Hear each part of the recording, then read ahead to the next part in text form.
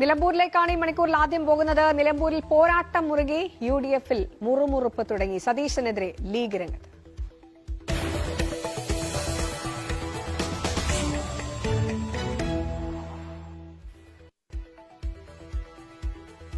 പ്രതിപക്ഷ നേതാവ് VD സതീശനെതിരെ രൂക്ഷ വിമർശനവുമായി മുസ്ലിം ലീഗ് യോഗത്തിനകത്താണ് വലിയ വിമർശനം ഉയർന്നിരിക്കുന്നത്. സതീശന്റേത് ഏകാധിപത്യ പ്രവണതയാണെന്നും അൻവർ വിഷയം നീട്ടിക്കൊണ്ടുപോയി വഷളാക്കി എന്നുമുള്ള വിമർശനമാണ് ഉയർന്നിരിക്കുന്നത്. ഒരു കാലത്തും ഇല്ലാത്ത അവഗണനയാണ് ലീഗ് കോൺഗ്രസിൽ നിന്ന് നേരിടുന്നത്. ഇങ്ങനെ പോയാൽ പാർട്ടിക്ക് വേറെ വഴി നോക്കേണ്ടി വരും എന്നും വിമർശനം ഉയർന്നിട്ടുണ്ട്. KM ഷാജിയും MK മുനീറും അടക്കം ഉന്നയിച്ച വിമർശനം ഗൌരവതരമാണെന്ന് PK കുഞ്ഞാലിക്കുട്ടിയും അഭിപ്രായപ്പെട്ടതായുള്ള വിവരങ്ങളാണ് പുറത്തേക്ക് വരുന്നത്. ഷാജഹാൻ വിവരങ്ങളുമായി ചേരുകയാണ്. ഷാജഹാൻ, അപ്പോൾ ഇന്നാണ് മത്സരം വല്ലാതെ ടൈറ്റ് ആയത്. ഇപ്പോൾ അതിന്റെ ഉത്തരവാദിത്വം ലീഗ് പൂർണ്ണമായി സതീശന് മേലിടുകയാണോ?